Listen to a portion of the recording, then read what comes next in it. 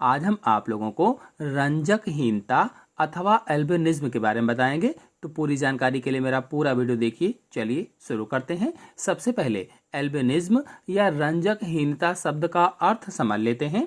रंजक का मतलब होता है रंगा पदार्थ अथवा कह लीजिए पिगमेंट, और हीनता का मतलब है अनुपस्थित या नहीं होना।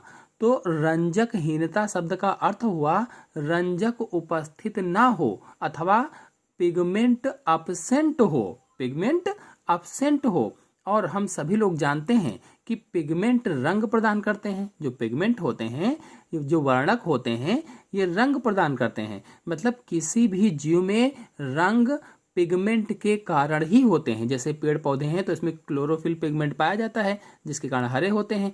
अब यदि पिगमेंट ही नहीं होगा तो रंग भी नहीं होंगे, अर्थात इस बीमारी में जीव का रंग चला जाता है। ये तो हुआ एल्बिनिज्म या रंजकहीनता शब्द का अर्थ यानी शाब्दिक अर्थ हुआ। चलिए अब जानते हैं कि इसमें होता क्या है।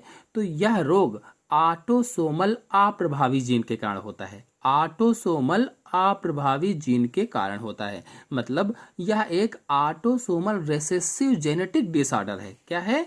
ऑटोसोमल रिसेसिव जेनेटिक डिसऑर्डर, यानी ऑटोसोमल अप्रभावी जीन के कारण रोग हो जाता है।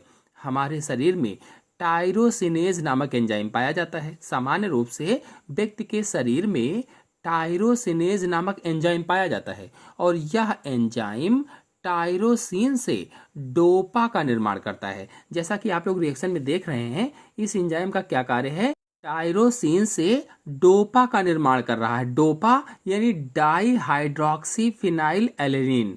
डाई हाइड्रोक्सी फिनाइल एलेनिन को शॉर्टकट में डोपा बोला जाता है। और जब इसका निर्माण कर देता है यानी डोपा बन जाता है, तो डोपा से ही मेलेनिन बनता है। डोपा से मेलेनिन का निर्माण हो रहा है, जैसा कि आप लोगों को रिएक्शन में दिख भी रहा है। और यही मेलेनिन जो होता है, इसी को रंगा पदार्थ आप कह सकते हैं या पिगमेंट कह सकते हैं, जिससे मनुष्य में रंग आता है।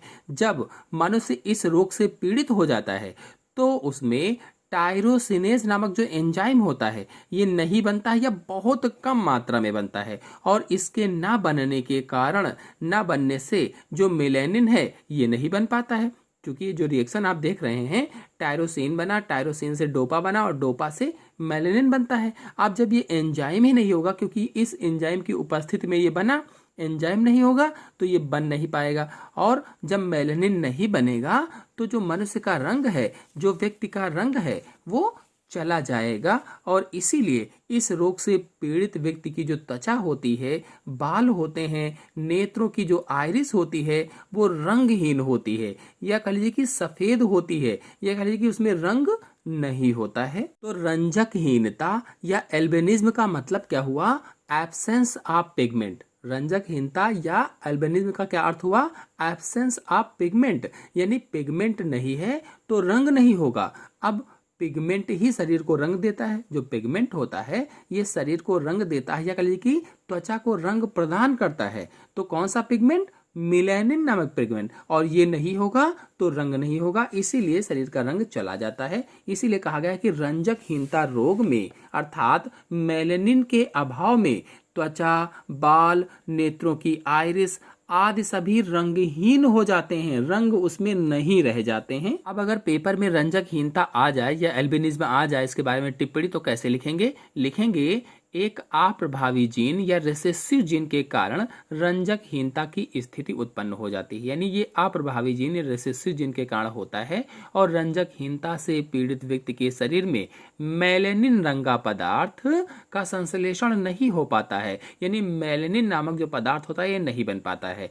मेलेनिन रंगा पदार्थ का निर्माण होता किससे है? तो टायरोसिन एमिनो अम्लों के द्वारा होता है। टायरोसिन के द्वारा होता है, मैंने अभी आपको बताया था। और एक एंजाइम की उपस्थिति में, एक एंजाइम मैंने कौन सा बताया था आपको? एक एंजाइम का नाम क्या था? एक एंजाइम का नाम बताया था टायरोसिनेज एंजाइम। तो इस एंजाइम की उपस्थिति में टायरोसिन द्वारा डाईहाइड्रोक्सीफिनाइल एलेनिन यानी डोपा का निर्माण होता है और डोपा से ही मेलेनिन निर्मित हो जाता है। अब जब ये एंजाइम नहीं होगा, इसकी अनुपस्थिति होगी, तो डोपा नहीं बन पाएगा और डोपा से फिर मेलेनिन का निर्माण नहीं हो पाएगा, जिसके कारण व्यक्ति में रंजकहीनता उत्पन्न हो जाएगी, यानी उसमें रंजक नहीं रह जाएंगे, रंग नहीं रह जाएंगे। इस तरह से रंजकहीनता या एल्बिनिज्म पर आप टिप्पणी लिख सकते हैं।